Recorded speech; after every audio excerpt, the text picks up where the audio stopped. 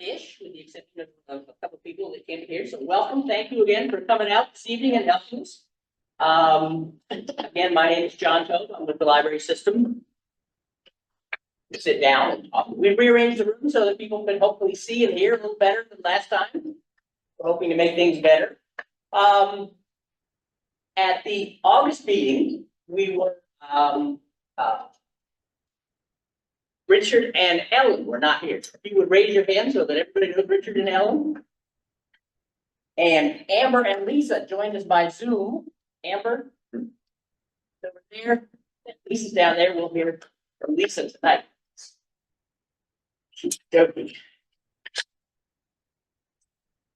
Same thing in your packages. The beginning are minutes from the last meeting. Any questions, concerns, omissions about the minutes?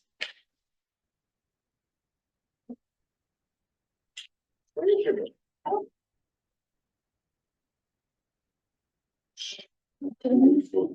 No, we left them here. Left them here.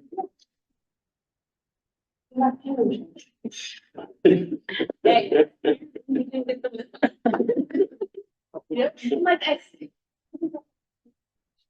There is no back. Anyway, we're not going. Sorry. Okay, sorry about that. Sorry. Okay, just a review of why we're here. We're here to look for cost-effective ways to sustain the library system in Allegheny County and make recommendations to the Library Board of Trustees at their January 14th meeting. We have best practices. Again, we're all trying to work together to solve a common problem. So let's yes. And thanks to Ashley, all of the reports that you're seeing today, plus all the backup data that these slides are drawn from, which are available on the public website. And that is right on our library homepage. There's a banner ad you can click on and go directly there. Yeah, and if anyone needs a postcard, any of the committee members, there's a special postcard with the link to that page and a link to the Q&A page, which I'm sure John's about to talk about. If you need one, let me know. We have, again, whiteboards and pens if you have ideas in the middle of the meeting you want to write down, or post-it notes. If you have a question. And we were able to use, we did get a couple of questions on the Padlet in between the meetings, and that was great. We were able to respond to all those in pretty quick time, so that's exciting. Were there any answers to the Padlet questions that missed the mark or need clarification? Did everyone see them? Yep. All right, well then we will keep going. We've got four main things to do tonight. The first one is to take a look at how the Allegheny County Library System compares to other library systems across the state. The next thing is to look at how the library system spends its money, the expenses. The third thing is looking at where the money comes from, the library income. And then the fourth thing is, so what? We've got a budget we need to start putting together for fiscal 26, and what are some of the challenges we're going to be facing, given the reality and given the reason that we're all here. So, anything else we want to say before we start? All right, we will jump in then with slide 1. Every year, the Maryland State Library Agency does a statistical and financial review of all 27 library systems in the state of Maryland. What regularly shows up, and you'll see it in a lot of our slides, is that the Allegheny County Library System is one of the least funded library systems in the state of Maryland. We do great things with the money that we're given, but we have no control over how much we're given. We can only do with what we get. So As I said, we do great things, but unfortunately that low level of funding trickles through everything we do, down to our staffing, down to our programs, down to our collections. We'll see that in this series of slides.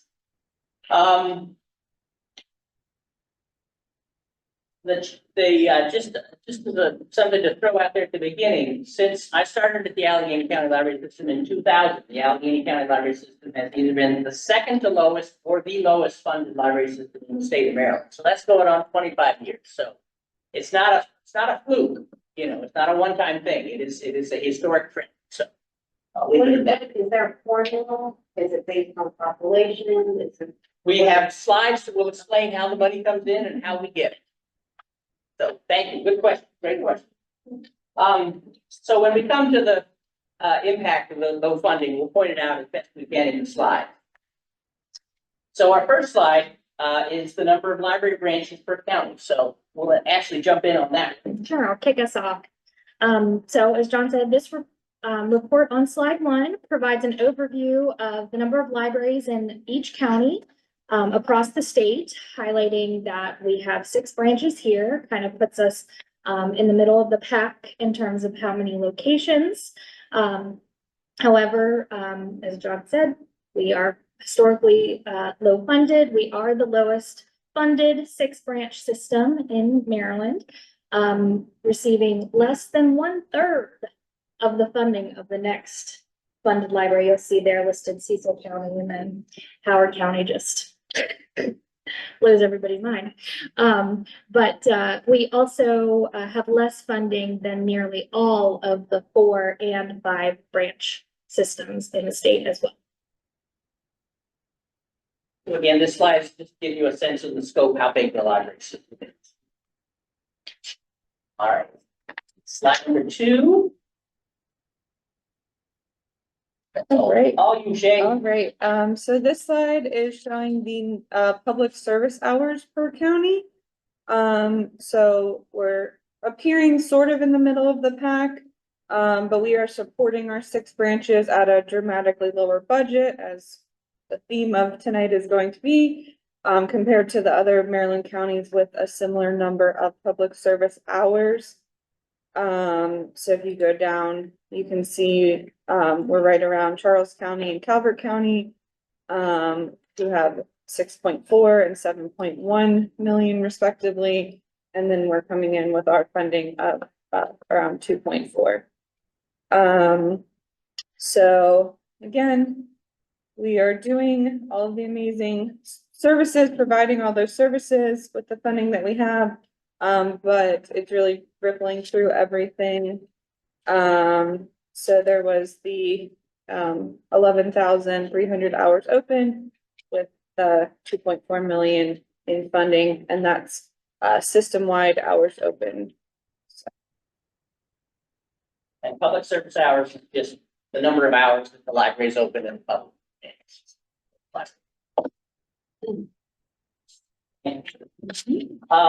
Slide 3 talks about the total library funding by the source.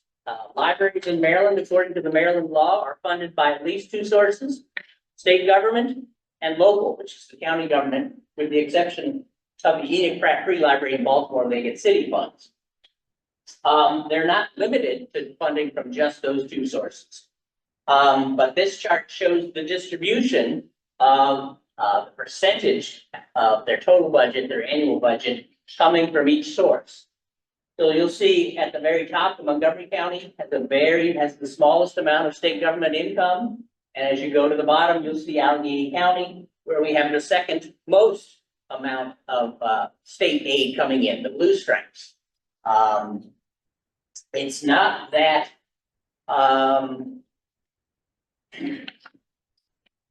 the state, I think what we're trying to say with this slide is that the reason that the smaller counties on the Eastern Shore and Western Maryland have such a larger percent of state government aid is because comparatively their county government, their local government gives relatively less. So that means that the county government and the state government give approximately the same amount. So that's why we're down towards the bottom. So rural state.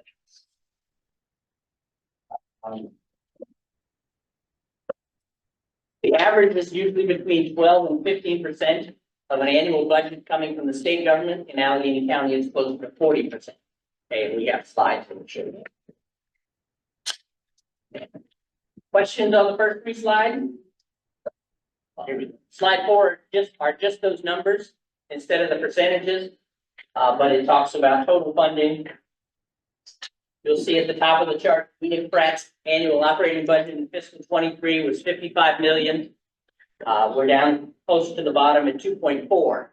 Again, this comes out of the Maryland State Library Survey. The fiscal 23 are the latest comparable data that's available from the state agency. And when these libraries are originally placed, as far as access for me, I'm concerned, how do we place our 6 branches, and is there a standard practice for placing the other branches? I mean, is Dorchester's like one in the north part of the county, one in the south? There is no. Is there a rhyme or reason for the placements? Right, so the placement of the branches? Yes. The question was, is there a rhyme or reason or a formula that helps tell us where to put branches?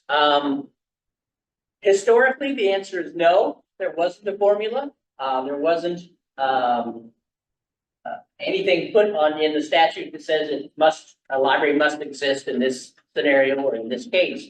But recently, the library systems across the state have gotten more savvy in noticing population growth in one area or noticing underserved areas. And now that we have the capital funding program, they've been able to find a source to help start putting branches where population centers are. In the case of Allegheny County, our first library started, I have to go back to the history, but we had the Cumberland Free Library that started in the 20s in Cumberland on Green Street. And then, let's see, and then in 34, it moved off of Green Street to its current location at 31 Washington Street when the Allegheny Academy closed several years earlier. What was the second library, Richard? Do you recall?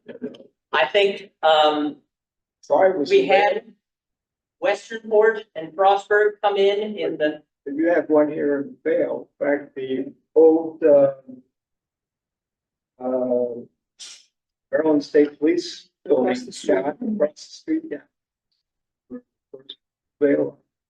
South Cumberland was on Virginia Avenue. South Cumberland opened in 82. Frostburg was in 1955 from the education group. So typically how you get a library is you get a group of excited citizens that come to their county and their state officials and say, we want to get funding for this. So the library systems themselves get operating funds and they can apply for some capital funds. The lion's share of capital funding has to come from, historically had to come from the state. All right, we're moving on to slide 5, which tells us if you take the number of people in the county and divide it into the total amount of money that each county gets for their library system, you get the per capita funding level. So in Allegheny County, you get $31.12 for each person in Allegheny County in library funding. The third to the bottom, the state average or the state per capita funding is $55. So we're not where we should be, or we're less funded, I guess, what we're saying there. The region, we put in some regional analysis as well. Garrett and Washington County, by comparison, if you think of us as the western region, their per capita funding is $36.06, so we're slightly below that as well.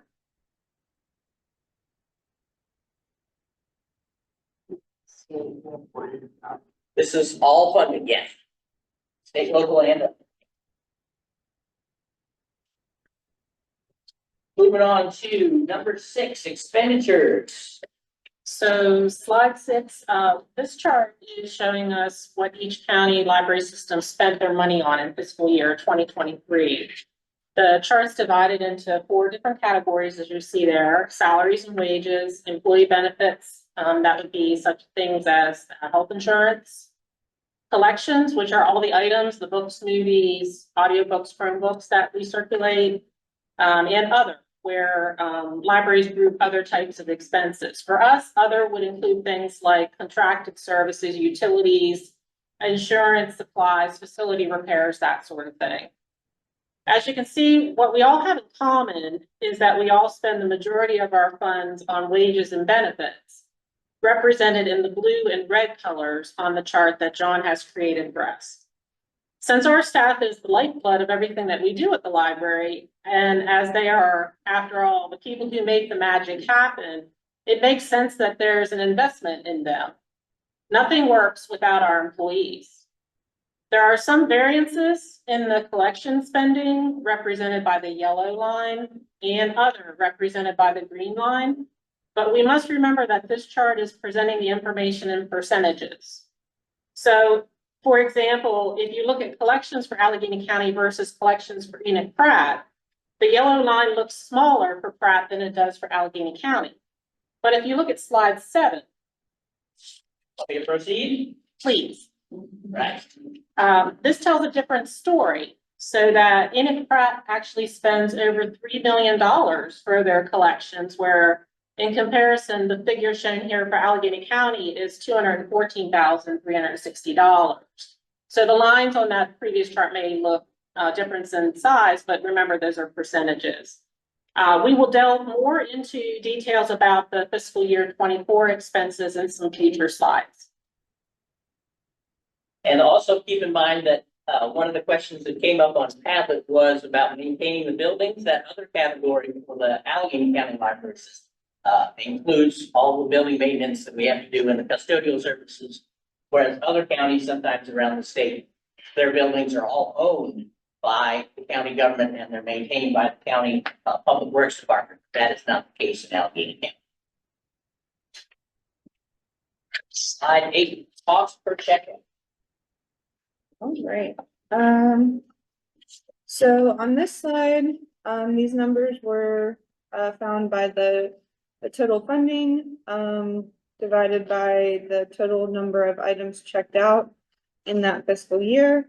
So while this is not a perfect measure of the cost to run the library, it shows again we are above the state and regional cost per checkout.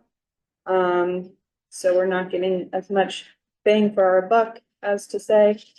In Western Maryland, which is Washington, Garrett, and Allegheny, the cost is $7.51.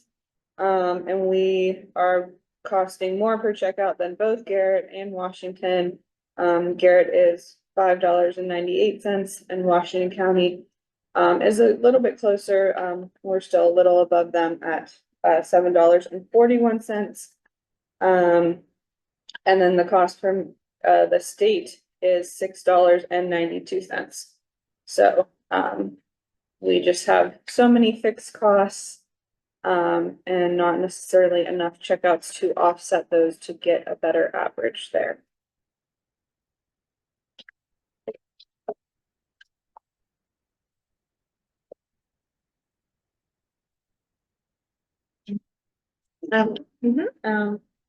Very similar to the last slide.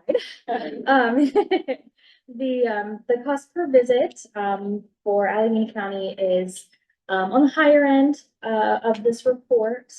We calculated this by taking our total expenditures, how much we've spent, divided by the number of library visitors we've had at all the branches. And we've got $22.50 per visit. That's higher than the regional average of $15.75 and slightly higher than the Maryland average, but that's a little skewed with the Pratt Library. As you can see, they're way off the chart there because their expenditures are fairly high relative to their visits.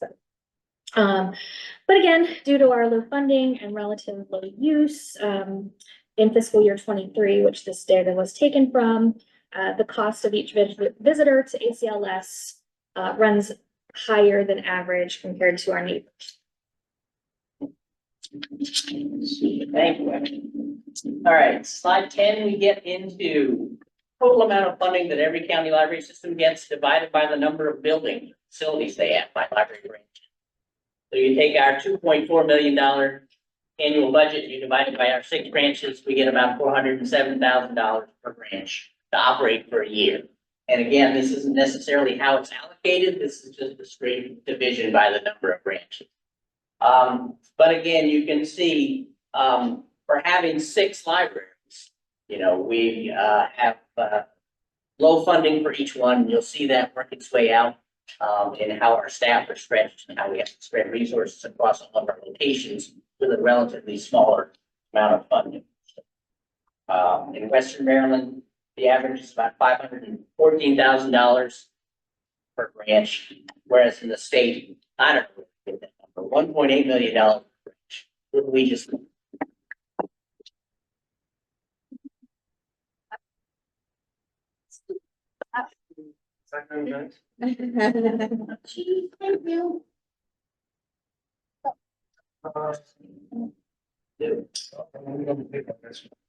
Well, I think.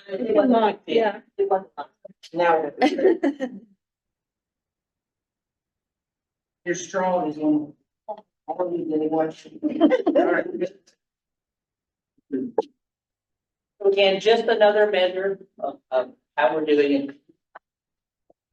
Slide number 11, Shane will walk us through that one. So on this side, this is public service hours per staff member. So this is the number of public service hours, which was back on slide 2, the 11,300, divided by, the total number of staff, which was 30 full-time staff in this fiscal year, I believe. And that is not actually just our public service staff, it's just all of our staff. But this is showing that, for each of those staff members, they would be working, 377 hours. So it's just showing, you know, we are spread very thin, as far as our staffing goes. And operationally, for us, this means we're frequently having to move staff, around to different branches that they may not necessarily be assigned at, just to keep the branches open at our staffing levels of 2 staff minimum per branch to be open to the public for that day. So, yeah, and as a function of having only enough staff to keep the buildings open, plus 1 or 2 people, if someone is on vacation, our staff are constantly moving from branch to branch to keep the branches open at their hours. And we've been doing this for years based on the funding, the budget that we have. I will note that, the struggles that the EMS community is having with the county and their $2 million budget shortfall, their main complaint is that their volunteers, their EMTs have to go from one firehouse to another to serve the community, much like the library system staff has been doing for the last 25 years. So it is ironic that it's now a problem. All right, we're gonna move on to how the library spends its money now. Lisa. So this slide that you're seeing on the screen shows how we spent our money in fiscal year 2024. There's a pie chart at the top, which again shows that the majority of the funds were spent on wages and benefits at 71.9%. The graph at the bottom provides more details about the areas of spending and are in order from largest to smallest. Because this meeting is just an overview of the finances of the library system, I'm sure that you will have many questions about the details that live within each of these groupings that John has provided in this format. On the advisory committee website, I would invite you to review a document posted there called Fiscal Year 24 Expenses Details by Account. The methodology that I used to create this document is based on a report from QuickBooks, which is the software that we use for managing our banking, our accounts receivable and payable, and our payroll. This report is called Profit and Loss Detail, and provides a breakdown of income and expense activity with notes about each of our budget accounts. As you will hopefully see, what I have done is to create a Word document which provides how much we spent and what we spent those funds on, organized by the expense accounts. As you discuss ideas for fiscal year 26, it will benefit you to gain a better understanding about what exactly the money we have is being spent on, and whether it is for cleaning supplies, the electric bills, health insurance, and even the grants that we have received. This is a good place to learn a bit more. As the person who pays the bills, I am also happy to answer any clarification questions that you may have about the details by account document. If we move on to slide 13. Well, Lisa, if I may jump in for a yes. second. No, you're doing great. I just wanted to say, if you look at this pie chart, with our wages and the maintenance and utilities, there's not a lot of room to cut stuff because they all seem pretty much like fixed costs, things that we have to do to maintain things. So I just wanted to throw that note out there. Now I will go to 13, sorry, Lisa. No problem. Well, what kind of variation do you see in utility with gas, electric, and what have you? Is there a big variation? Well, there's here? variations in the different locations, and I think a lot of that is due to the footprint of each building and how large or small it is. The details as far as the breakdown for the electric bills is included in the document that I'm referring to that's on the website. Okay. But generally, the conundrum with answering your question is that the electric bill is broken down by branch, but when we receive our monthly gas bill, it's all lumped together so that all the locations are in one total. So what I can tell you is that the gas bill we're paying, we paid in fiscal year 24, $26,144 for all everything. Okay. But when you look at the details for the electric bill, you would see Frostburg is $6,800, Georges Creek is $2,800, LaVale's $22,000, South's $9,700, et cetera. So, it's kind of difficult to compare apples to apples because of the way that the billing is formatted. And LaVelle is the latest building. LaVelle is a green building, right? Not in terms of lead certification. We were unable to afford the lead certification elements that would do that, but we put in the latest of all systems hoping to save energy and And LaVelle. at the LaVale Library, correct? Much as we did the same in South Cumberland when we opened that in 2017. The electric bills are higher here post renovation than they were pre-renovation, but again, the footprint increased dramatically. So again, it's difficult to compare, when the circumstances are changing in the way that they have. So when we put a new roof on the Frostburg Library, cost considerations will consider utility charges and stuff, or something like that. In terms of the rationale to put the roof on, No, they need a roof, but. yes, they definitely need a roof. But basically what we would do to move that process forward is we would of course get some estimates. We would work with the county in their capital improvement program process. Okay. And we would apply for funding from the state capital projects grant and then match that against the county money. And we would see if we had enough to move forward with that project. Are there grants available out there I don't know if any of our buildings are solar. Are there grants out there to be able to do solar? Wait, I think we have a. Well, I was just to tie on to that, I was gonna ask a question of if the library system was eligible or had looked into any kinds of programs like solar programs or even energy discount. As a major user of electricity potentially in the county, are there incentive programs that Potomac Edison could provide? A previous employer of mine was able to, they turned the electric off for like 2 hours on an afternoon in July, and they got a significant savings on their electricity because they, took a lot of energy off the grid, I guess. So I'm just wondering if connecting to that question, if there are those kinds of opportunities. Well, we certainly have participated with an energy consultant that monitors pricing per kilowatt in terms of electricity. And so we monitor that every other year, and then we jump on to a new provider. Now that we can purchase electricity from any provider, we go with the lowest kilowatt rate from that provider. Unfortunately, Potomac Edison, as the carrier and the owner of those lines, also puts their charge in. So we do save money, and we have been successful in the natural gas area. Well, we like. Artie, the question, I think to upgrade the frostwork roof, let's say, to make it more energy efficient, would require a greater contribution dollar wise. The county would still have to put in their 10%, but they would have to put in a larger number of dollars in that 10% if we went for something above pure replacement in terms of improvement. So it's a matter of, again, negotiating and convincing the county public works department that it is worth it over time. But what about solar? Solar, we have asked about solar here at the LaVale Library.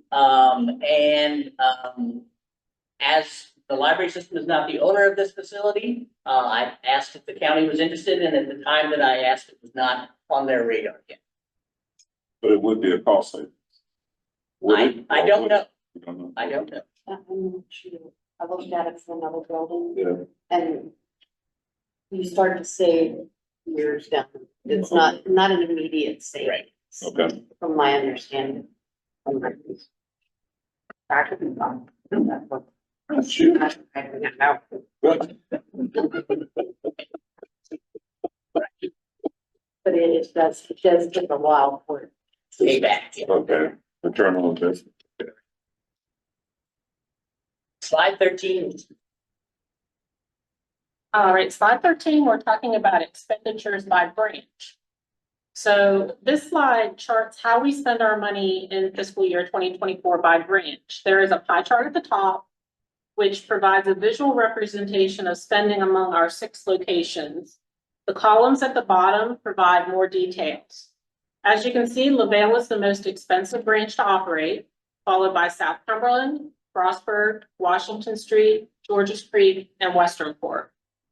Having fewer staff does equate to lower costs, generally speaking, because if you remember the previous slides, the investment in the wages and salaries is a large portion of the expenses. So when you break that down to the branch level, the fact that Westernport and Georges Creek have 2 full-time staff members and 1 part-time staff member versus LaVale having 5.5 staff members, that makes a difference in the cost per branch. A little background, the spreadsheet that I provided to John and the leadership team that looks like this, use that same report from QuickBooks that I referenced earlier, the profit and loss detail report. In QuickBooks, every bill that is paid is assigned a class, so that the class lists include each of those 6 locations.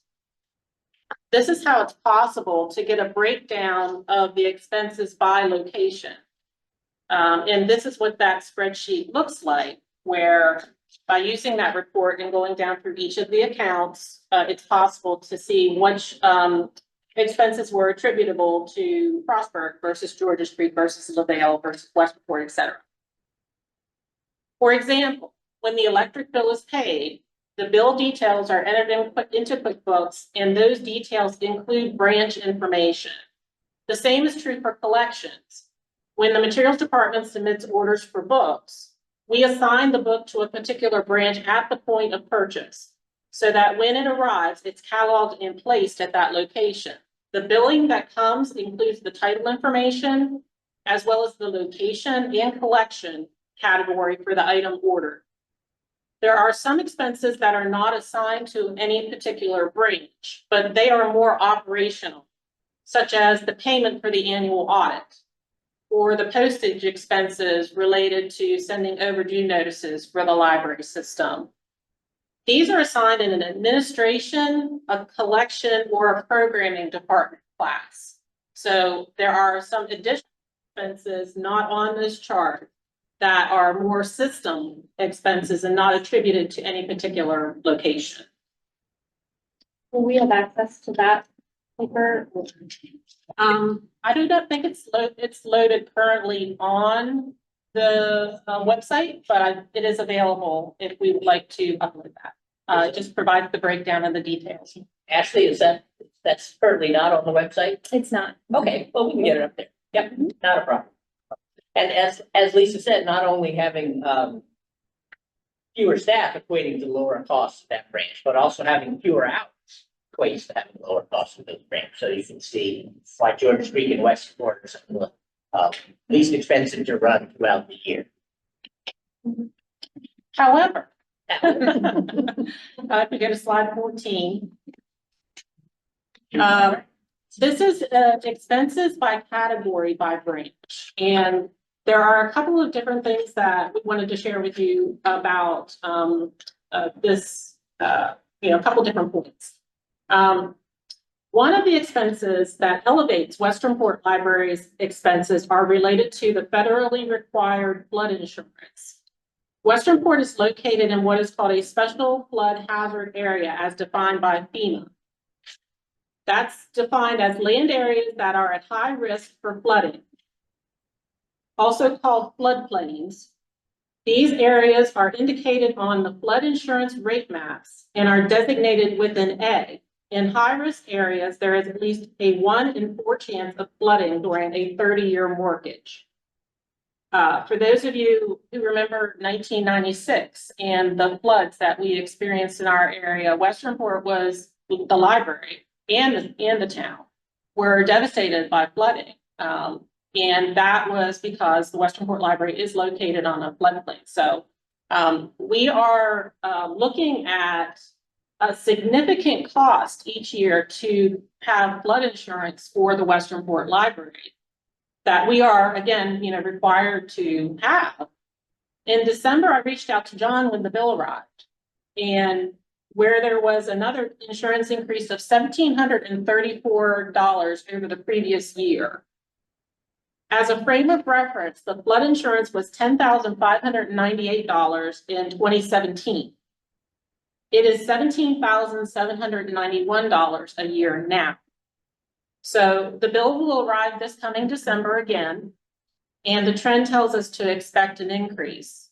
Now, back when we received that bill in December 2023, we shopped around for another insurance provider and were quoted alternatives that were actually more expensive than what we currently had in place. So we stuck with our current provider.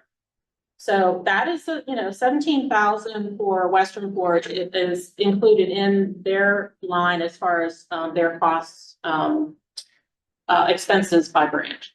The second, Did we call the general I'm sorry. for a quote? Call the general. I don't know if we call the general. One question regarding that, there are no federal grants or anything from FEMA that to help address or help support those costs? I don't know the answer to that. That would be a good thing for us to add to the list to investigate. Okay. Do you know anything more about Yes, I would that? say that it was due to the 1996 flood that the Western Port Library was put in the designated floodplain area. And because of FEMA regulations and not the federal government not being an insurer itself, asking us to buy commercial insurance to do that. Okay. No, I would not suspect that there are FEMA grants to help pay that. Or some kind of grant could we reach out to our I have some chiefs? experience Oh, okay. with that, and, I live in New Orleans for 12 years. The trend is that they've been trying to get people to get out of the floodplain, so they've been pulling back on discount programs and any federal money that happens. Does the insurance coverage cover all replacement costs? What does it cover? 500,000? Does that sound like the? I don't know the actual amount, but it would not replace the Western Port Library as it is. Be less than that to replace. Which line item is that included in? That would be See that in the maintenance line, the 26.3% for Westernport? It is 67,004 flood insurance. The second item that I wanted to talk to you about, I'm sorry. Question. Yeah. In the previous slide 13, you said that the reason why the expenditures were less for Georgia Street and Westernport was because of the less staffing and they were open less days. But if you look on this, Georgia Street and Westernport wages and benefits, it's almost 62%, which is right up with Lavelle. Or am I looking at it? I think that the percentages are within their total budget, so of the total budget, it's 61%, 61.6% for salaries of that total budget. Percentages don't always equate to the amount of money that's spent. It's based on the total. And Carol, when this spreadsheet gets uploaded to the document archive, you'll be able to see the actual numbers when you look at the 66,000 accounts for wages and benefits for Westernport versus the other locations. So it should, I think, answer your questions as far as all the expenses related to the Westernport Library are all earmarked on this spreadsheet. $84,000 in wages and benefits of their total 163 is obviously not the same as what they are. Right. Right. Just roughly looking at this I mean, just spreadsheet, looking at the total. just roughly looking at this spreadsheet, the wages and benefit and FICA taxes for Westernport were around $59,000 for the staff. Whereas if you look at Lavelle by comparison as the big guy in the room, it would be more like $175,000 for the wages and benefits and FICA for that location.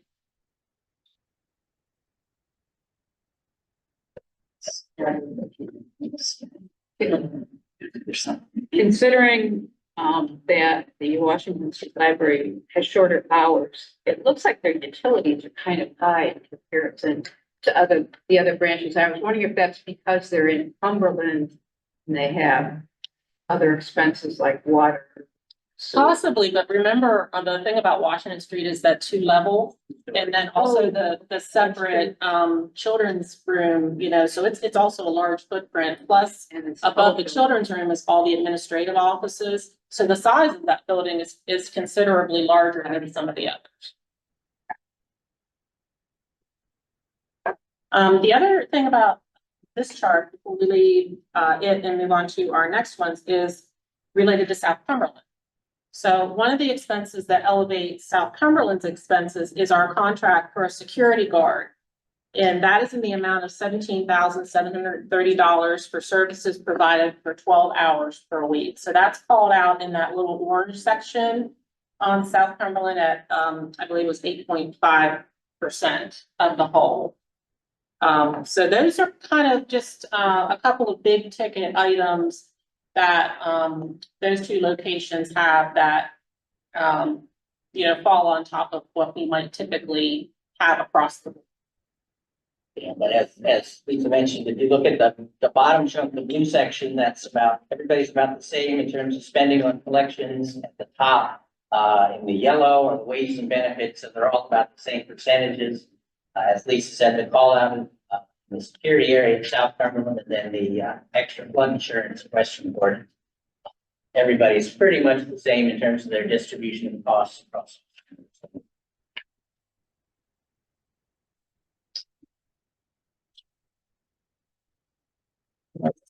So we go to slide 15 and we take all those costs that Lisa's calculated for us from slide 13. And you divide it by the number of hours that particular branch is open, way to see what it costs for every hour open, we get this bar chart. And it shows that at Westernport, it's $85.87 per hour open. Highest at Washington Street at $112. again, 2 floors. So you've got higher costs there. So your average is, right there, LaVale is 98, almost $100. So they're all in pretty good ballpark there, but, that is the cost per hour open in each branch. Admin are also at Washington Street 5 days a week, even the branches are working 4 days a week. The admin are using light utilities, heat, cooling, water, 5 days. Thank you.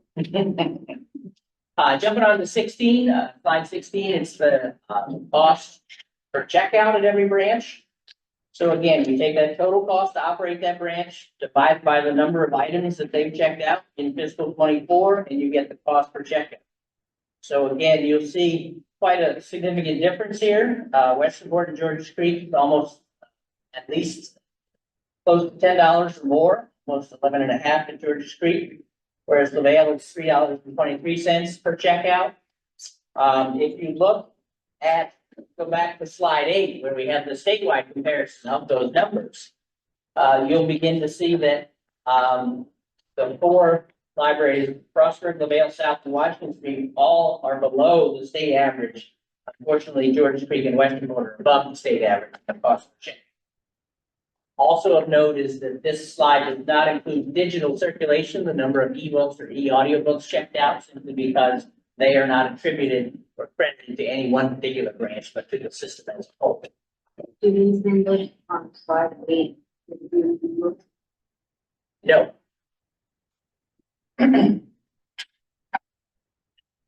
Is there a chance that they could be, the digital could be, how much will be per branch? Digital, is that a possibility? Well, because we are a member of the Western Maryland Regional Library System, and they pay for our subscription to Libby and Hoopla, the Allegheny County Library System spends 0 on ebooks and e-audiobooks, and we get much more usage out of that. So, there would be no net cost, but we don't have a good mechanism to divide checkouts by zip code or location. I don't believe Libby provides that, do they? They do not. Yeah. It would be nice, from my perspective, it would be nice to know what it would be across the branches. So for instance, Georges Creek and Westernport, their visits obviously are less, but maybe digitally because of the travel issues, it would make a difference. That's why I like it. But if that can't be done, it would be an interesting statistic. But isn't Libby connected to your library card, and doesn't your library now have a home library? It does, but if you think about the communication to authenticate, when you go into log into Libby, there's only certain bits of information that are being communicated between the Libby server and the Polaris server. So it's not grabbing onto that home library field to be able to include that. And when we run the reports and you're unable to kind of make that connection. So while you can go into Libby and you can find, troubleshoot things for particular patron barcodes, there's nothing cross-referencing what their home library is that ports over within their system for us to latch on to. So it's just unfortunately not possible. We can get the number of patrons at each library that do check things out digitally, but it doesn't have any information about the number of checkouts they do or what type of item they check out and the costs associated with it. So it's very limited. Do we have that information though? Was that last meeting? we can get that. I don't think we broke it down. That might help a little. Sorry, give us an inkling of what's going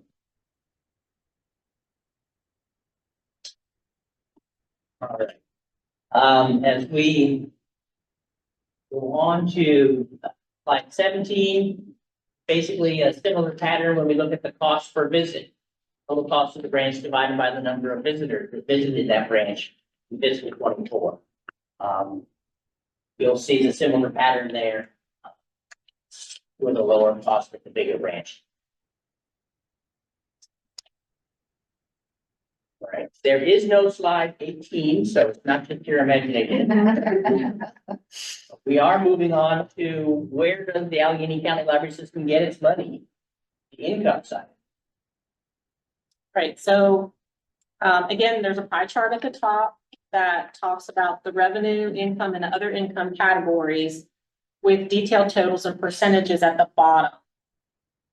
The bulk of our revenue comes from Allegheny County at 50.5%. We're told that Allegheny County funds derive from $49 million in property taxes, 30 million in income taxes, and 8.93 million from a disparity grant. In fiscal year 24, we received an increase of $125,000 over the previous year. Unfortunately, in fiscal year 25, there was a cut of $121,952. So we've sort of given and sort of taken away. The state of Maryland provides 36.7% of our funding. And again, that uses that per capita funding formula. As Allegheny County loses population and the number of people decreases, the per capita will also decrease. In fiscal year 24, we received an increase of $15,661 from the state of Maryland. In fiscal year 25, we received a $7,798 increase from the state of Maryland. Other sources of income include grants. These grants are restricted to specific purposes such as marketing and outreach, staff development, and technology, for example. There is a grant that helps to pay a portion of our arts and graphic coordinator position, and another that we have had to use to pay contract employee wages. Details about the grant spending, again, can be found in this expenses detailed by account document in the 69,000 accounts. It'll give you all the details as far as how each of those grants were spent. And, you know, again, I just want to emphasize that we are using a pretty significant chunk of the grant funds to just be able to pay our part-time contractual staff members and our arts and graphic position. Without those grant funds, we would be in a more of an uphill battle than we already are. Additionally, on the chart, there's 35,000 that was carried over post-audit as a fund balance. Interest has been our friend in the last year. Interest rates on bank accounts has resulted in funds that we were able to transfer to operating to help balance the fiscal year 25 budget. Gifts and memorials. This document here was provided to John and the leadership team to provide some additional details about the fiscal year 24 gifts and memorials activity. There are several ways for people to donate to support the library. There's a gifts and memorials form where collection items can be donated in honor of or in memory of a loved one or a friend. There's a donate button at the top of our website where funds can be donated online through PayPal, and the donor can include any notes about how they would like those funds to be used. There are 2 Give Butter campaigns where people can donate online for support of the Summer at Your Library programs. And we have an ongoing campaign where we have these bookmarks where folks can donate to support our 16% cut to collections that had to be made in fiscal year 25 in order to balance the budget.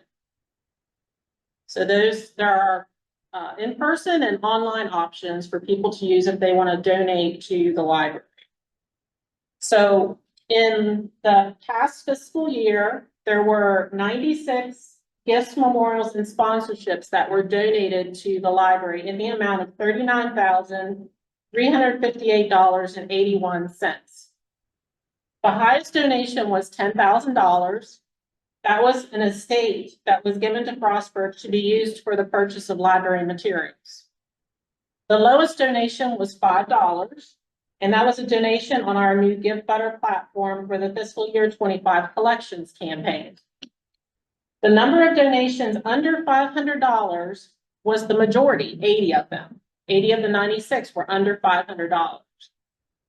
9 of the donations given were $500 or over, were given in sponsorships for the summer at your library.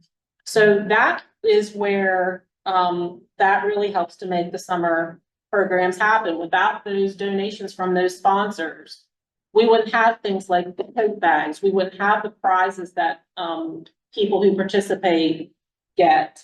We wouldn't be able to pay for performers, reading log, printing the reading logs, all of the different things that make the summer programs fun and exciting. Without the sponsorships that we get from area businesses and individuals, those things would not be able to happen. I have a list at the bottom of the rundown of the gifts and memorials to break down that $39,000 total that we received. Again, that 10,000 donation for Frostburg ended up, it was the branch that had the most income from gifts and memorials. But just generally speaking, most of the branches get between $3,000 and $5,000 in donations. And again, this is another document that we can upload to that supplemental drive, if that's something you're interested in viewing more closely. I think we intended to put it up there. It's not there already. There is a gifts and memorials sign there. I don't think it's. I think it's a exact different one. version than this one.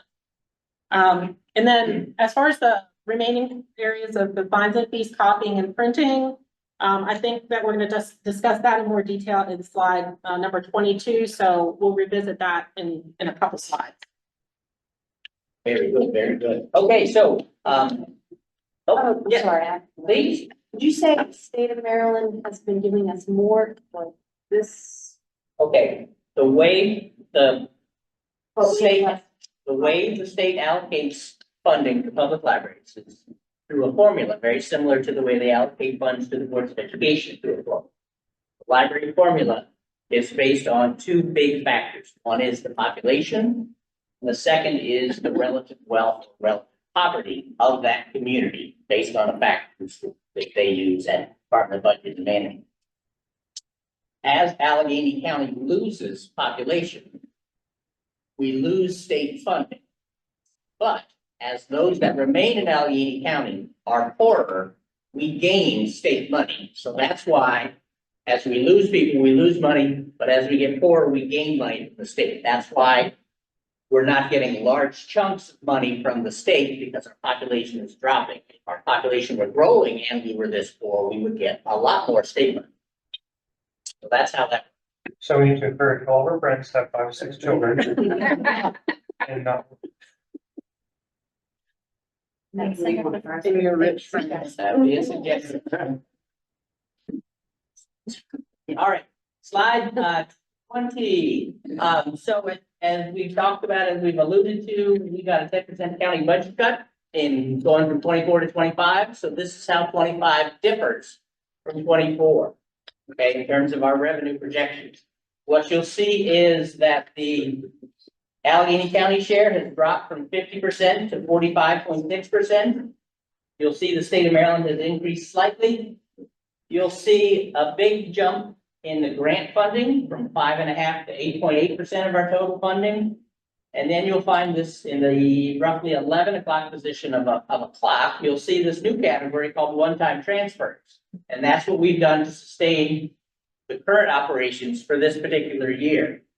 So I guess the point, one of the things to keep in mind is that a big chunk of those grants and those one-time transfers will not be there in fiscal 26. So that's the challenge that we'll be facing. So again, this is how we balance the budget going into fiscal 25. All right, so when we get to slide 21, okay, this is how, those allocations are decided. So what goes into each revenue category? How do we figure out what money we get? Okay, our largest chunk comes from the county. County priorities determine what they fund. So your elected officials decided this is what's a priority to them based on whatever factors they use, and then they fund that. The other part that we can't gloss over is the fact that they only have so much money available. So it comes down to the priorities and what they wish to fund out of their limited pool of money, just like everybody else. And so those are the two big factors for the county allocation. The state, as I mentioned, has the funding formula. I won't go over that again, but that's what drives that. Our grant funding is based on how many grants are out there. And the other part is, does the library system have the infrastructure to apply for those grants, manage those grants, and are the targets of the granting agencies in line with what the library system is trying to do? They will have to line up for it to be successful as a place for us to get funding. The annuities and gifts, it depends on, we have a campaign, we write letters to all the state planners in the community saying, keep the library in mind if you're advising people when you're drafting their wills. But it all depends on how many people actually name the library system in their estates and in their gifts. As Ashley said, the detailed gifts and memorial chart is available on our repository of documents. Our interest income is driven by the U.S. economy, just a function of that. So we have no real power over that.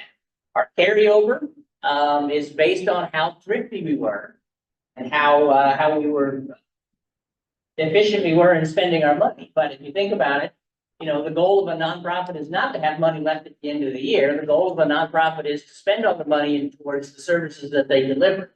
So it's a two-edged sword. Having a carryover is great because it helps us balance the budget. But how could those funds have been used elsewhere to benefit the community? Fines and fees is based on how many people come into the library, how many people check out books. Okay, that drives that. Printing and copying is driven by the public demand. There's been a significant drop in the number of people that want to print things because it's all on their device now. There's no need to print. So our printing on income, as you'll see in the next slide, as well as our fines and fees and copying, is dropping like a rock.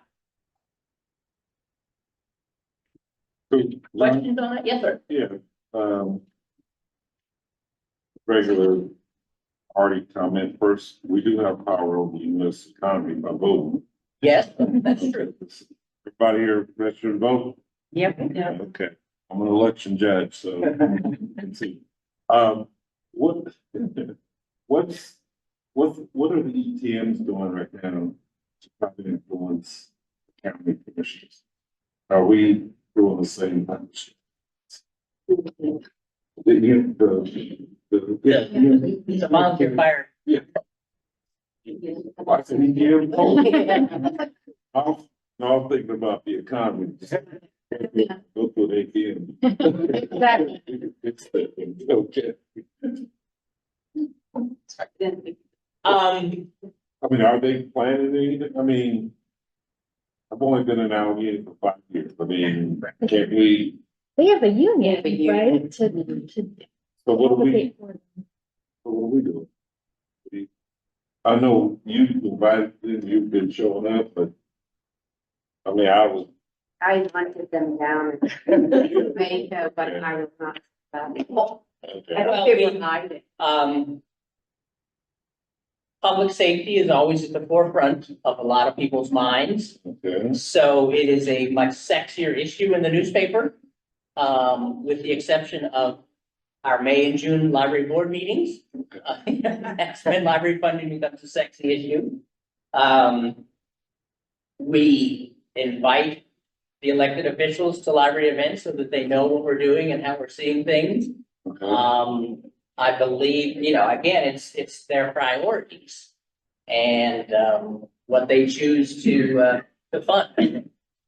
So how do we get a 1% tax, a 1% increase on taxes to help support a particular item. Well, I believe, and I believe that all of the county commissioners that are currently in place, you know, were put in office on the pledge of not raising taxes. So But that is their number one priority, is to not raise taxes. But they're politicians. Well, and, okay, I mean, would there be an interest in, I mean, we gotta save these lives. Is there, I mean, Well, we will- what's a 1% increase on? I will say, the reason that our per capita funding in the fiscal 23, Yeah. the reason it went from the second lowest to the third lowest was because of a marketing campaign that we ran at the time we were opening the LaVale Library. Yeah. Saying that the only way we can open the LaVale Library is if we drew staff from the other libraries. And knowing this was not what we really wanted to do, and knowing that we needed additional funding from the county commissioners, Ashley devised a strategy where we had postcards in all 6 of our library branches, where citizens would sign up and say, yes, I love my library. So that when our budget presentation came to the county commissioners, we were able to present a stack of over 800 postcards to them. Let them know that their community, their voters, the people that put them in office, wanted the library funded. So those are the type of things that we have done successfully in the past. That was also a good budget. And also, I would say that I think the reason that we're in fiscal 24 and fiscal 23, the reason that the Allegheny County Commissioners finally gave us an increase is because they were allocated the funds from the federal ARPA program and the state American Recovery Act program. And those funds dried up in 2025, our budget got cut. Okay.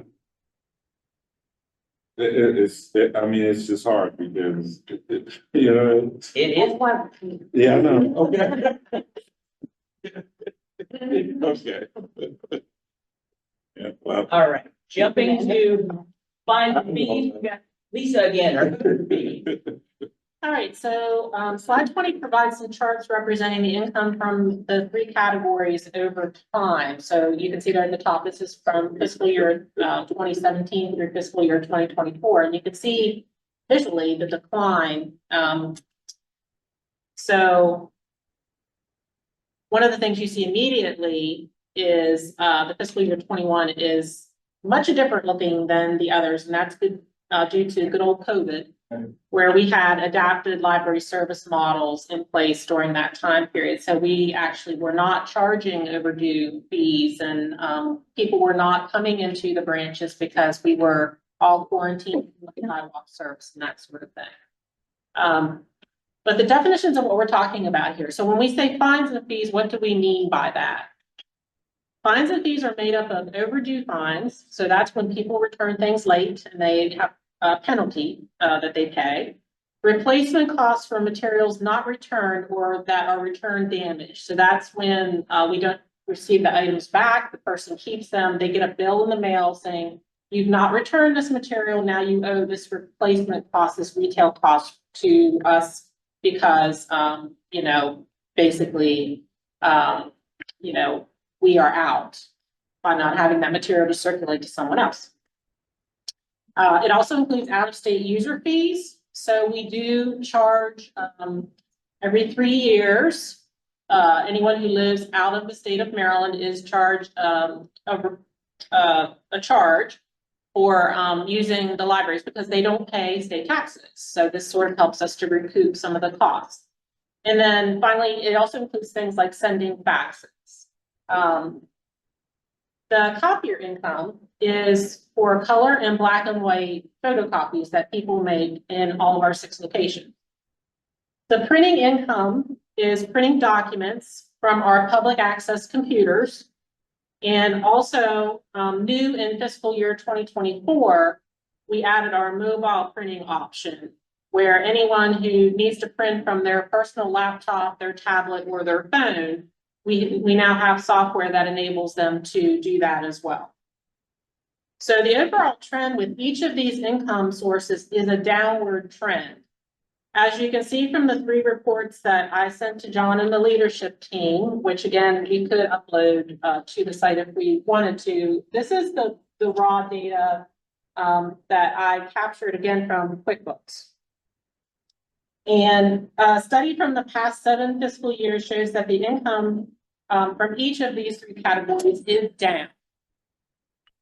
As far as fines and fees are concerned, another piece of information: on March 8th, 2021, the Maryland General Assembly passed a Building Lifelong Learners Act, where children age 17 and under went fine-free.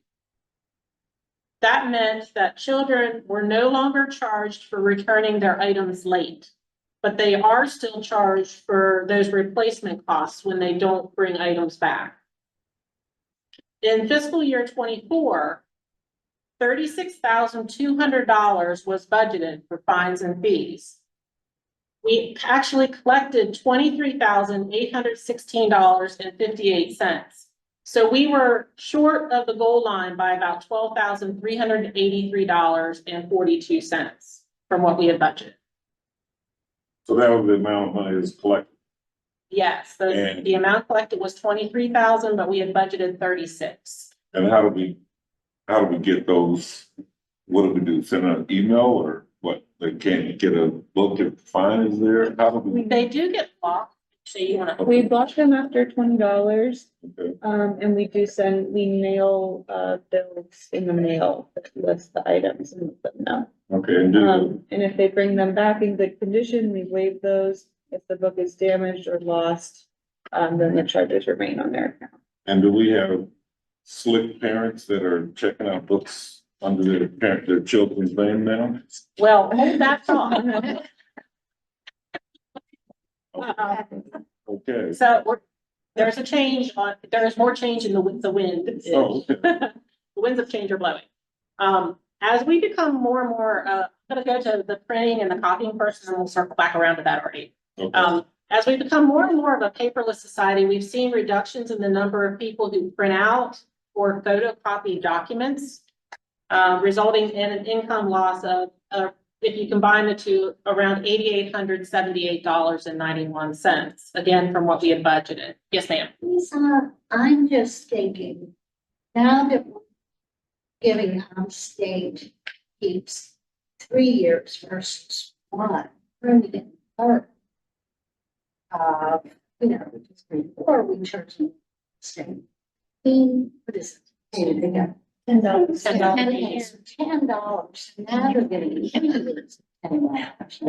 When we were normally 30. That is true. I don't know how many state patrons we have. I think that was dictated when we went with the regional partnership, because instead of the patron accounts expiring annually, which is what we were doing prior to joining the partnership, instead the accounts were expiring every 3 years. So whenever we were doing those charges, then that's when that shifted to every 3 years instead of annually. But that's certainly something that I think you could jot down as an idea. It's not huge revenue, but it's still. Sure. I would say, just looking at the overall income that comes from out of state, it's pretty small. I don't think we're gonna make up the amount that we're really gonna need with just that, but everybody does help, I'm sure. So, I mean, in sum, what we're talking about when we combine what we budgeted versus what our actual income was in fiscal year 24, our fines and fees, printing and copying was $21,262.33 short of what we had budgeted. So Artie, this is where the news comes in. Okay. In October of 2024, next month, the Maryland General Assembly has passed a new bill where any items that were checked out from the library that are quote unquote intended for children will also not charge fines. For example, if a parent checks out children's books on their own library card, Okay. they will not be charged late fees, but they will be charged if the books do not get returned. This will result in further decreases in the fines and fees income for the second half of the current fiscal year and beyond. And I will say, for the fines and fees last year, the 23,816 that we did collect, only about 12,600 of that was actual overdue fees. The rest of the money was some of those other things that we mentioned, like replacement costs, out-of-state fees, fax service fees, all those other types of things that fall outside of the actual overdue fees. So roughly about half of our total fines and fees income is those overdue fees for people who just return things late. Do we have any serious delinquent accounts, like over $100 or? Oh, yes. Yes. Yes. Like over $500? Yes. Yeah, 800. Yeah. 800? Yeah. Can, just a question, We have reported them to the state's attorney to get okay, so, bonds. so they go to the state, to the. We go to the state's attorney, yeah. So why can't we just do like we do at Frostburg and send them to central collections? Okay, Over here's why. $500 or something? So as we try to answer the question, why is our user fee line dropping and dropping and dropping and dropping? Right, Okay, couple issues. I believe that the reason that fines and fees, or user fees are dropping, and the reason that we have larger outstanding debts is because at the end of the day, as an individual, would you rather pay your heating and air conditioning bill? Or would you rather let your library bill ride? Or would you rather have gas for your car? Or would you rather pay off your library fines? I believe it is a personal choice of the community to say, this is not a fine I'm necessarily going to worry about now. Priority of gas or priority of air conditioning or food for my kids or underwear for my kids when they go to school, that kind of thing. So the library fine continues to accrue and we get less and less income. Do we cancel their library card? Well, Yes, we it's do. a lot after $20, so the reason it gets to those large amounts is if they're taking out a large amount of books. If they have 20 or 30 books checked out that they then don't return, then it could get into the hundreds of dollars. At 30 Or if, for yes. example, they have a Chromebook out, those are $250. So if they have one Chromebook and 10 books, they could easily be in the $300 to $400 range. But after they get past the 20, they are blocked from future borrowing. But, So there's do we- not that much we can do unless they willingly return those items at that point. So do we make it easier for them to pay their bills? I mean, I was just looking for my card. I forgot what my card looked like. I think my daughter has it. She's using it right now. But, yeah, I don't know. I said, you're on the board, do you want a card? So on our cards, can we voluntarily ask people just in upfront, say, hey, just in case can we load $10 or voluntarily, can we load some money on the cards up front? If they choose, and then we get just automatically deducted from that, or, There are different opportunities that are given to patrons throughout the year. yeah, We do provide with burning canned foods that also benefit the food bank, and we mark down amounts off of their accounts, and children can read in the library and they get alley bucks. And they can. oh, Allie with the green stripe? They can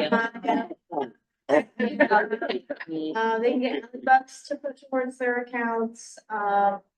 We do have food. Maybe. Well,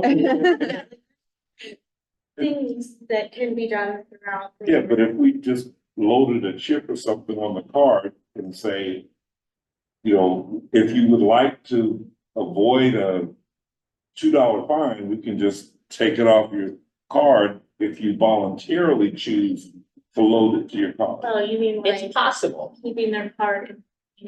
but we had, Well, on everybody's So like they sign up for their card and they wanna go up and put $10 on $10, there. yeah. So that in the future, when they ride around with book in their car for a month. That'll come right off Yeah. volunteer as opposed to, because we don't want to charge folks to get a card, but again, they can volunteer. That is possible, but I would say from experience, when we had the ability for patrons to prepay into their printing account, Oh, so okay. that they could have $10 on their printing account, and then it would deduct each time they printed.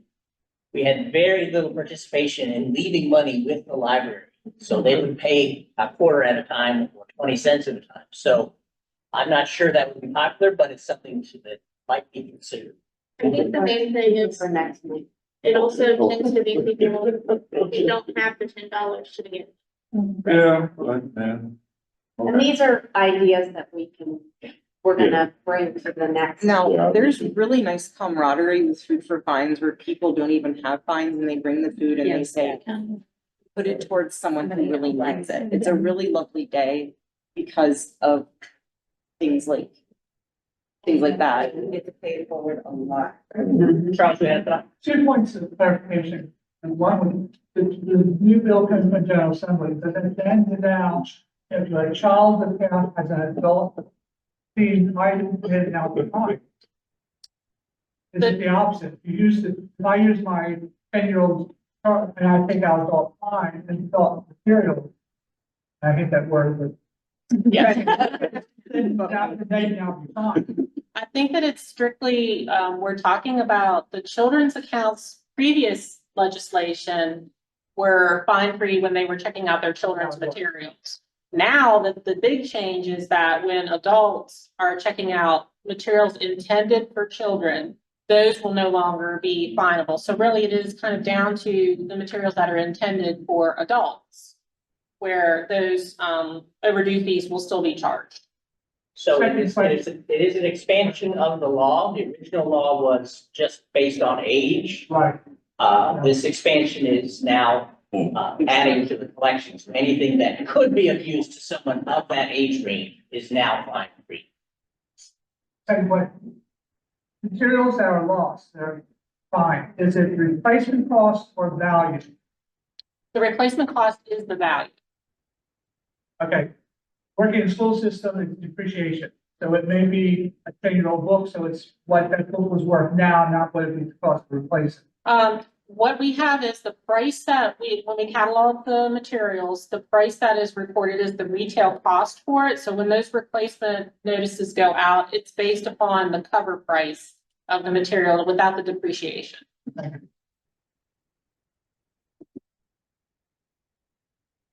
You actually lose money with that because of staff time to process a new one and order it. Right. Okay, Ashley, you want to tell us about our supporting grants, keep us in business? I can tell us about two of them. Well, Okay, the grants that pertain to my department are the Wormel Public Relations Grant, and that's the $28,459. And as Lisa mentioned a few slides ago, all of that goes to most of the salary of our arts and graphics coordinator. It's like 72% it pays for her wages. So that's all of that. And then the Wormel Marketing Grant, which is just over 8,500.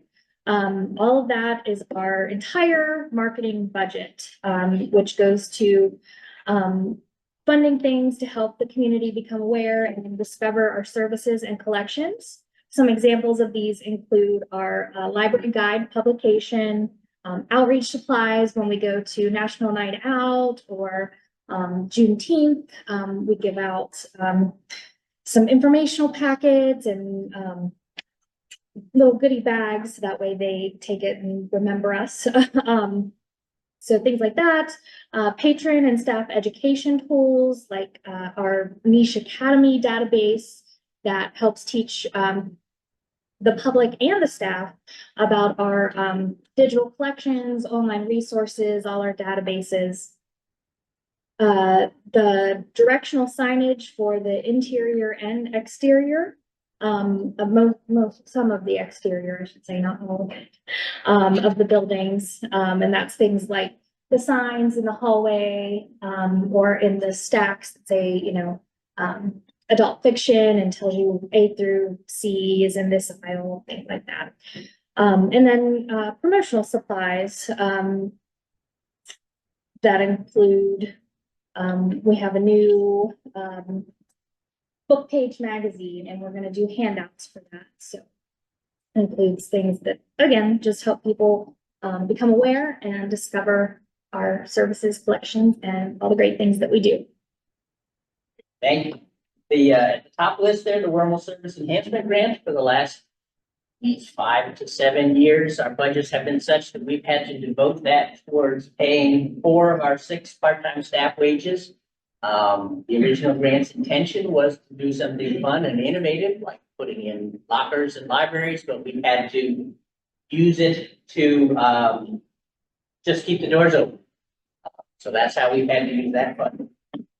The Wormel staff development and the MSLA staff development is 100% of our staff development funds. So anytime we send a staff member to a conference or drive them to an event or something like that, that's being paid for with library funds, but then we're being reimbursed out of these grants. So without these grant sources, we won't be hampered in our ability to carry out our functions because we would need to find these funds elsewhere, or we wouldn't take those actions.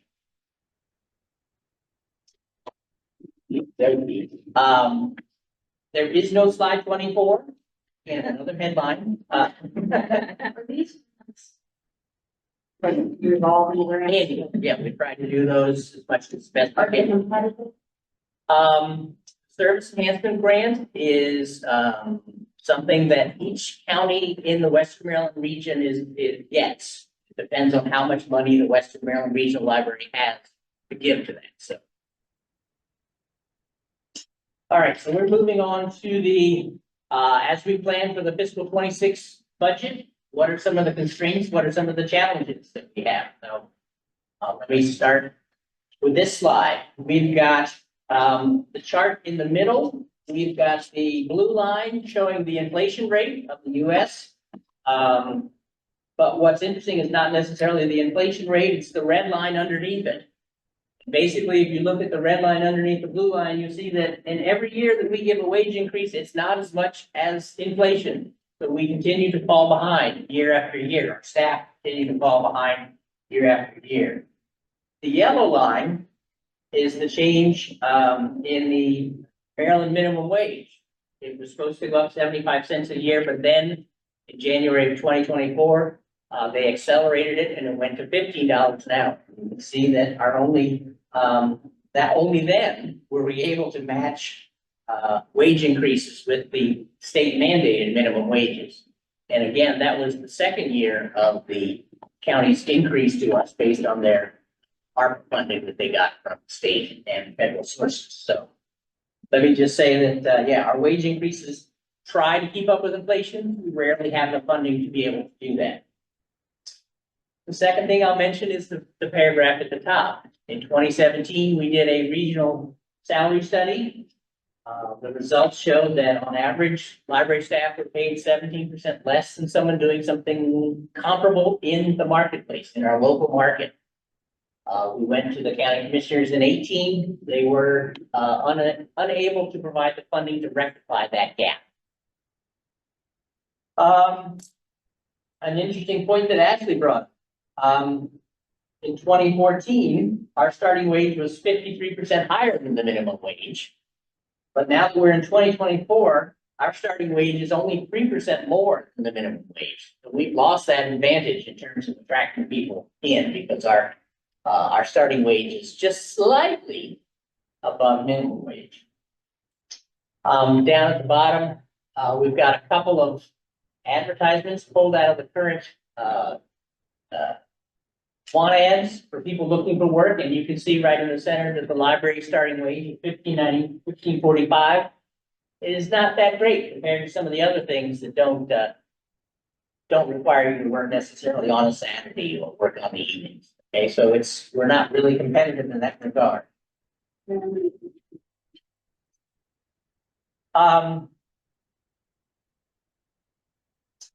We prefer, some college. But we have, again, continued to, hire and train the people that have applied rather than holding out for a perfect candidate. John, this is 48% of our staff don't make the living wage. Correct. Correct. This, It's wrong. And remember, okay. and remember the bulk of our income goes towards wages and salaries. And half of the staff don't make the living wage? Correct. That's the headline of the whole thing. Like 5 of us in the room right now.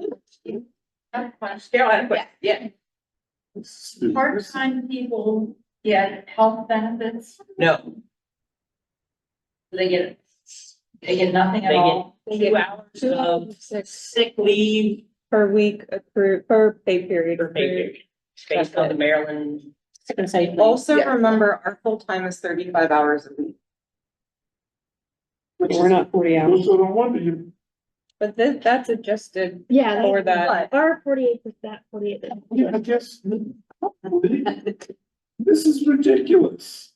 Now, I worked for the state and one of the strategies was they didn't hire merit employees. You were hired on as contractual. And then you worked for, I don't know how many years because they didn't want to pay the benefits. Because some of the benefits were higher than their wages. And that's why we hire adjunct instructors at colleges, so we want to pay the wages, the benefits. Just, this is ridiculous. We share your Can we move- frustration. Okay, I'm sorry. Okay, so we can move on. Understand your frustration. Here's what- That's why Now you're the only fact. I mean, this is, but I'm sorry, this is just ridiculous. I appreciate your outrage. No. Really do, because All right, The so, staff don't make the living wage. well, hold on, you're gonna need to yell about something else as we go. Here we go. The next slide, I'm sorry. And a lot, and I'm sorry. put on top of that, don't forget Okay, that a lot of the staff have to have minimum qualifications to earn that low salary. This, okay, I'm not. And this is just for single adults. Many of our Right. staff have children. yes. Don't, you never forget. Okay. okay. So, if we take the, stance that we wanna get back to the fiscal 24 budget, or the budget cut. If we wanted to go back to our fiscal 24 budgets. Mind you, let me say this at the beginning, if we do all these things, we'll still be below. We'll still have 48% of our staff not making a living wage. But this will do as we have historically done, as in doing our best with what we are given, keeping the doors open. This is the keeping the doors open budget, okay? So what we've got here is a number of things that are gonna be challenging to us. First off, is there's the new state mandated, Family and Medical Leave Act, which is an insurance pool that every employer over one employee has to pay into so that the state can pay the employee on their time off taking care of loved ones or children. That. But we estimate that's gonna be at $20,000 we don't have in the current budget that we're gonna need. Okay. We're losing the one-time transfer of Knippel money, $56,000. If we wanted to restore back to the 24 budget, and reverse the fiscal 25 reductions, we're gonna need $65,000. We've lost the position of coordinator of events and programs, and if you remember, events and programs is at a 10-year high for attendance and usage of libraries. It's what's bringing people into the libraries these days. So that position needs to be refilled. And that's all I mean, what's our average? I'm sorry. Is that, If we wish to optimistically give our staff, That's yeah, that's with insurance. If we wish to optimistically request funding for a 4% wage increase for our staff and get it, we need $54,000. Health insurance costs, we need to budget for a 12% increase, 26,000. And as Lisa mentioned, for the next three items, our printing income, copying income, fines and fee income is dropping. So those sources of revenue are fading away. And then again, the loss of the one-time grant that completely replaces our technology budget this year. We need to refill that budget for next year. So if you add all of that up without significant funding increases, we start budgeting with an almost $350,000 gap. And as I said, we're still going to be behind if we get this, because we'll have funds to underpay the staff and keep the doors open one more year, but we won't have fixed the problem, the main issue.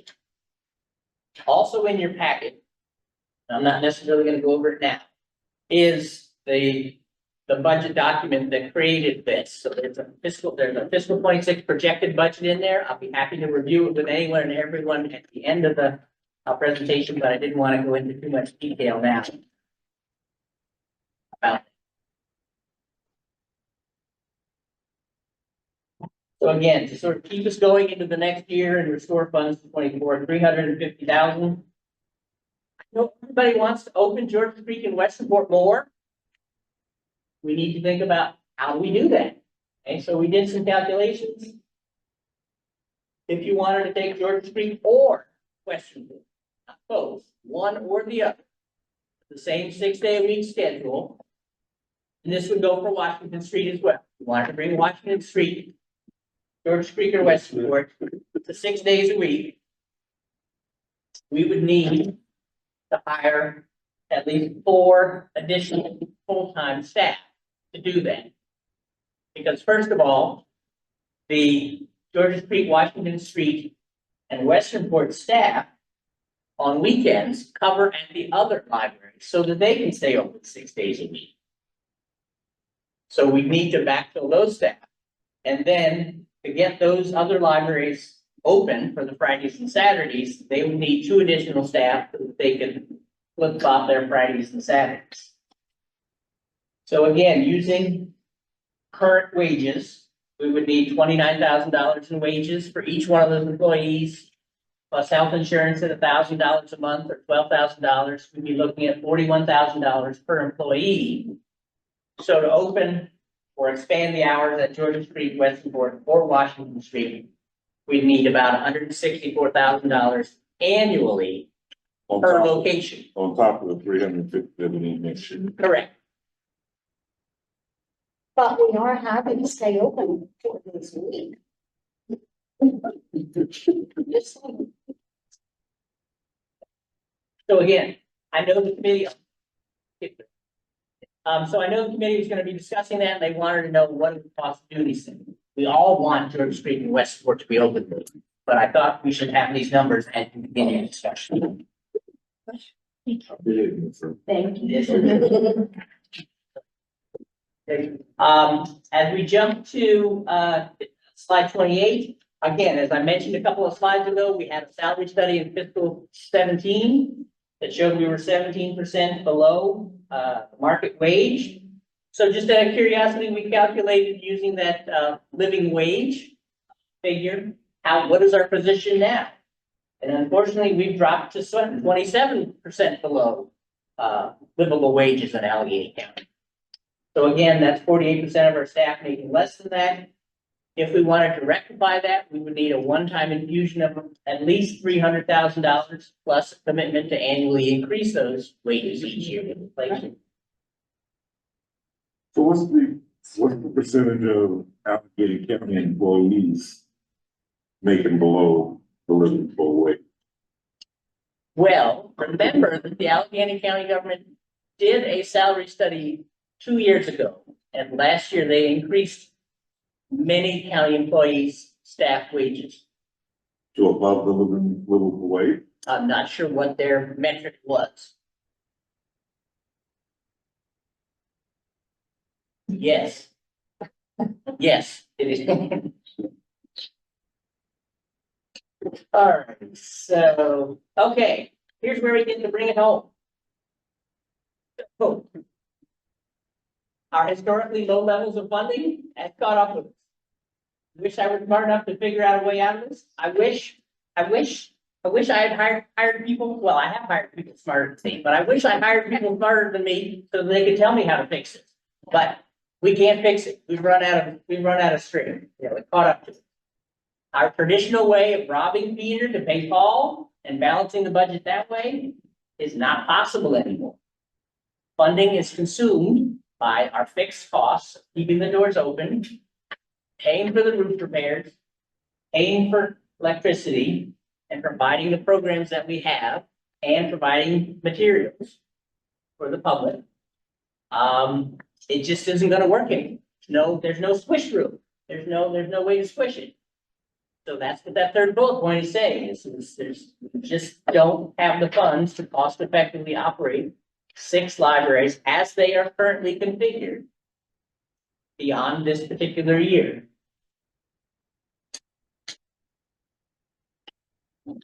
As I said, I have the budget projections on the for fiscal 26. Also on the repository of documents is the living wage calculator, so everybody can take a look at them.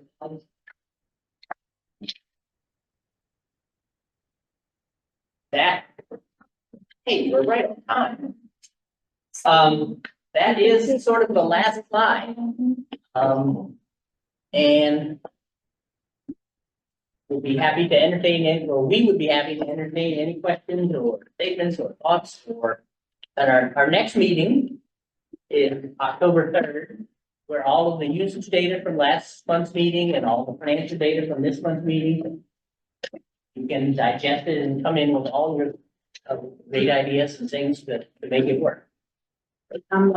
Our next meeting, we are going to list every idea, whether it's the craziest idea you've ever thought of to the most sensible idea. We're gonna put them all down. And then we're gonna look at them realistically to see which ones could possibly help in what way, and measure in what way it would help. Of course, we're not gonna have answers by the end of the next meeting, but we will have some more information to go on, and then to look at researching possibly some of our ideas may need some more additional research. So we're gonna bring all ideas, even if it's the craziest thing you've ever thought of, bring it. We wanna hear it. We don't wanna leave anything off the table. But then we'll have to really look at it realistically, see if it would work. Yes. Do we have the ability or some kind of tools that we could use to run like budget models? You know, once we get to the point of making decisions, that we can actually see how, in real numbers, how that plays out across projected budgets. We have the ability to do that as a group. Or at least be able to have. I think what we can do is, what we'll do at first is, of course, look at our ideas to see how much revenue that would bring in. And then start looking at the chunks of money that we're gonna need to do such things. And then make decisions based on that. So, may not be like a total budget, but we'll have that X number that we're looking at increasing revenue by, and looking at how we can lower that and what that would go towards. And first, we'll be looking at just making that money up. And then if we have, say we were saying, we want to raise $500,000 in the budget, and we can only come up with $200,000. What we'll then look at, what services will that $200,000 cover? And then go that. So we're gonna start with every idea, look at what's realistic, what can actually happen, and then we'll start looking at Kind of manually. yeah. And then we can always ask Lisa to, you know, plug things into, as we start to figure things out so that we can see it and budget for. But we'll have an idea of where that money, Don't worry about unintended consequences, yeah. right? And by saying that, we don't know really what the new, act, the, Fine frame or nothing? Yeah. There, the minors. Oh. Oh, FMLA. Yes, that's not like care. Couldn't think of what it was called. What, I mean, that could be more than what we've estimated. Insurance costs. I've seen them come in as 25% higher. You know, then we're only predicting 12% increase. So we have to think about those kinds of things. And that's why fines and fees was an estimate based on historical, but we can see, okay, history is not repeating itself. So those fines are coming down. So we'll be looking at like all of those things. And then, you know, really looking at how we can balance this budget to effectively serve Allegheny County. Is there anything that we're not allowed to do to raise revenue? I don't mean like rock bang. Yeah. Is there anything that we're restricted from doing? And I'm thinking of ways to get the community involved, to do. As far as I know, we are not restricted in any way. Sorry. The only thing that I can think of is, can we raise money, do a fundraiser? I know this used to be County United Way with, or we have County United Way. Yeah. Okay, so when you're a member, I don't know if you can run your fundraiser at the same time their campaign is going. Might be timing. Yes. We, Is there, by Maryland law, we cannot charge for items to be checked out. But we can charge for the use of the meeting room, for example. Yeah, that's sort of where I'm going. Events that take place here. so do we have someone that can look at Allegheny County and see who has the capacity to give and try to target? We keep that idea. Oh, oh, for next one. First. Yeah, you can have a whole, Parties ahead. you got lots of ideas, yeah. Now, I was just hoping to get a clarification on how many employees are salaries dash exempt versus salaries dash non-exempt. That is included in that document where it breaks down the expenses by detail. Is it 6 and 30? If this is, for salary, it will be the director and the leadership team. So that would include the director, the director of administrative services, director of marketing and outreach, the coordinator of branch of public services, the director of HR, and the director of IT.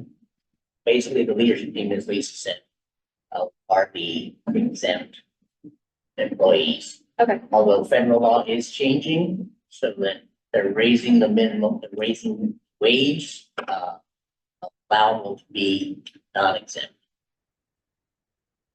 Exempt. Non-exempt. Yeah. One of those. Yeah, did you make sure It used the to be- minutes reflect that I'm really pissed off? 48% of our staff have under, I'm taking you, we're gonna go to the Westport Library, we're not gonna leave the roof until we raise $350,000. Until. She's long as on we 24-hour live streams. Okay, okay, Oh, 1 hour. great, that's it. Go ahead, Jen. Marty Travis expressed the stress the low pay that ACLS employees receive. Can you put some angry It's such a- I don't know to this. I'm sorry. Renee's gonna put a muzzle on me. Did you have another question, Carol? Did you have a question before she asked? Okay, I thought I saw your hand up.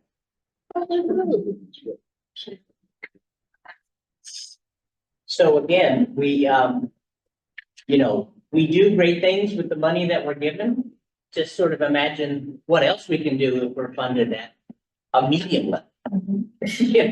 And we have the people that, we have, the reason that we can get away with it, is that we have people like Jess and Regina and Ally and Claire that say, yeah, I'm not getting paid for this, but I think what I do is important because I'm changing lives. So they're gonna give a little bit more than you would expect. And they're gonna say, well, I'm making a difference, so I'm not gonna give it all up to the working sheets. It rides on their back. It doesn't, No, right from the back of the Allegheny County Commission. Try to think of it.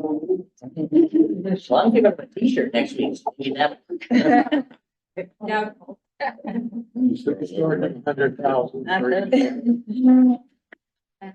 And please remember, if you have any questions after you leave here, after you digest some of this stuff, use the Padlet. Padlet or email me or,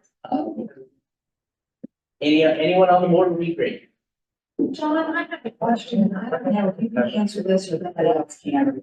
If I read that one, the Padlet thing right, so the county owns the company in Washington Street. Correct. But they do not provide any funds for upkeep, maintenance, anything like that. How typical is that for county and buildings? Because before I retired, I worked in the county and building, and all we paid was utilities. And I called today, talked to, and that's still all. They just pay their utility. They don't pay for any maintenance or anything else. I'm just wondering. Well, I think,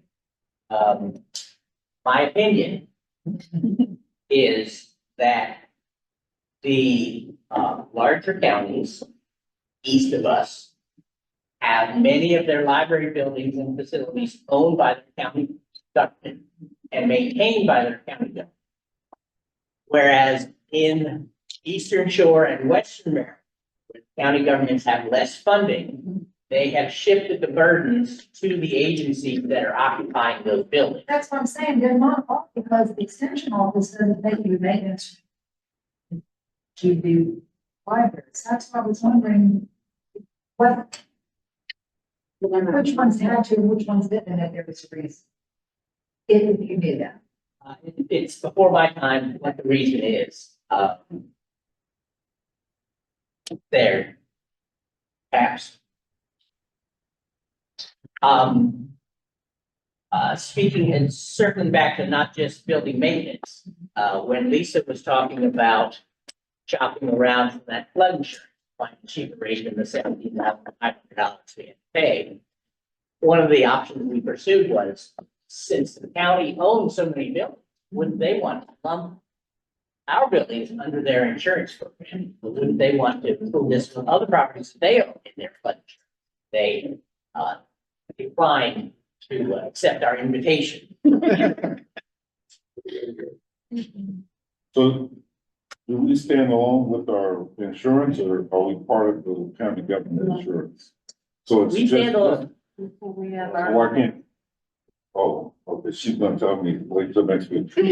But why can't we join some other large group to reduce the cost? What other large groups? Bring it to next meeting. Oh.